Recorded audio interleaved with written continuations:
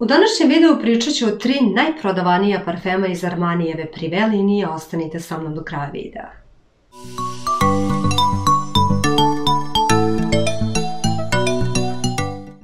Ćao svima, ja sam Aša, dobrodošli nazad na moj kanal. Ukoliko ste prvi put na mom kanalu, obavezno subscribe, a danas ću pričati o 3 najprodavanija parfema iz Armanijeve Privé linije.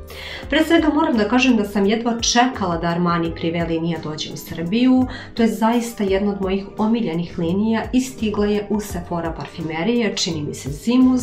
Što se tiče same linije, ona je inspirisana Orijentom, svaka kolekcija jeste priča za sebe, svaki parfem je posebna dopuna toj kolekciji, pažljivo odabrani sastojci, jedna savršena orijentalna niš priča i ukoliko želite da mirišete luksuzno, pomalo mistično, misteriozno, elegantno, smatram da biste ozbiljno trebali da se pozabavite parfemima iz ove linije. Za današnji video odabrala sam 3 parfema, ženski, muški i unisex parfem. Pre svega krenut ću sa ženskim parfemom i u pitanju je Pivillon Suđu iz kolekcije Les Eaux, što znači u prevodu voda. Dakle, Pivillon Suđu znači božur iz suđua. Dakle, ovaj parfem pre svega ima savršenu notu božura. Radila sam još jednu recenziju parfema od drugog brenda, u pitanju je Pionnier Blush Suede Jo Malone, koji također možete da nađete u Sephora parfimerijama. To je parfem koji je malo drugačiji od ovoga, ali također ima dominantnu notu božura. Mogu da kažem da možda jeste malo karakterniji s obzirom da ima tu kožnu notu u samoj bazi, tako da ukoliko volite božur, čekirajte i taj parfem svakako, ostavit ću vam link na ekranu. Kod ovog parfema definitivno pored božura dominira i ruža iz Grasa i to je ta majska svetlucava prozračna ruža. Pored toga osjeća se mnogo voća, jedan prozračan, opet cvetan, voćan, izuzetno elegantan, izuzetno ženstven parfem. Još jednom, ukoliko volite cvetne parfeme, slatke parfeme, ali ne izraženo slatke parfeme, iritantno slatke, mislim da biste zaista trebali da ga probate. Što se tiče godišnjeg doba, ovo definitivno jeste neka prolećna pre svega, zatim letnja varijanta, ali ukoliko otkrijete da je ovo vaš signature scent, možete da ga nosite bukvalno tokom cele godine. Što se tiče prilike, ovo je zaista dnevna varijanta, ali opet, ukoliko je to vaš zaštitni znak, možete da ga nosite u svako doba dana, u svakoj situaciji. Još jednom, Pivillon Suđu, Armani Privé. Muški parfem, Vetiver d'Hiver, Vetiver Babylon. Kao što možete po naslovu da vidite, dakle, glavna nota kod ovog parfema jeste vetiver i to je zaista jedna od najmuževnijih nota u muškim parfemima.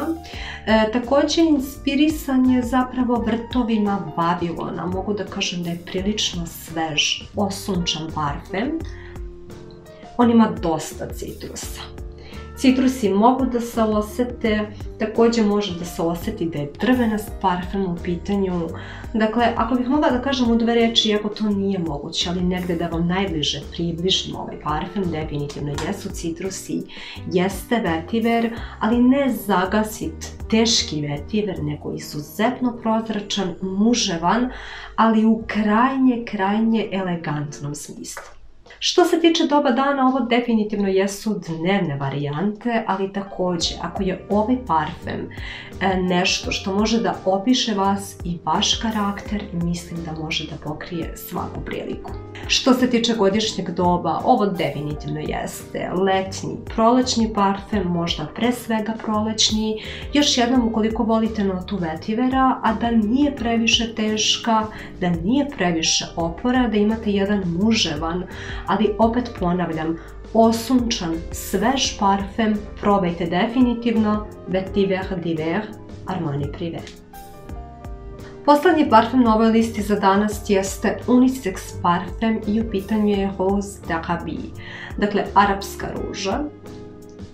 šta možemo da očekujemo? Možemo da očekujemo bukvalno orijent. S obzirom da pripada kolekciji 1001 noć, svi znamo Šeherezada i 1001 noć, za ovaj parfem mogu da kažem da je pre svega baziran na ruži kao i ostala dva iz ove kolekcije. Dakle, ima damask ružu. Damask ruža je drugačija vrsta ruže nego što smo imali kod prvog parfema Pignon Suđu. Tu smo imali majsku ružu, ružu iz grasa, koji su izuzetno iskričavog karaktera. Damask ruža jeste onako dosta teža, mogu da kažem čak zadimljena. Također imamo pačuli, koji pripada grupi drveća i mahovina, tako da imamo taj možda vlažan miris zemlje, drveta. Također ima vanilu koja ga dosta utopljava i ovaj parfem zaista jeste unisex. Dakle, s obzirom da ima ružu, da ima vanilu, a sa druge strane ima pačuli, mislim da je zaista fantastična priča ukoliko volite izrazito orijentalne parfeme. I zaboravila sam da kažem da je zapravo kreiran za tržište Bliskog istoka i rađen je negde po uzoru na njihove parfimerije. Što se godišnjeg doba tiče, ovo definitivno jeste jesenji zimski parfem, s tim što jesenji u nekim, pa da kažem, večernjim varijantama. Što se tiče prilike, ovo jesu večernje varijante i za muškarce i za žene definitivno. Ovo nije parfem za svaki dan, ovo je zaista jedan luksuzan, veoma bogat, veoma topao, veoma začinjen parfem.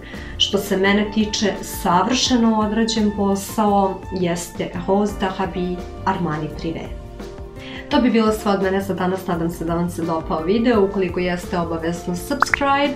Pišite mi u komentarima da li se slažete sa mnom, koji su vam omiljeni parfemi iz Armani Privé linije.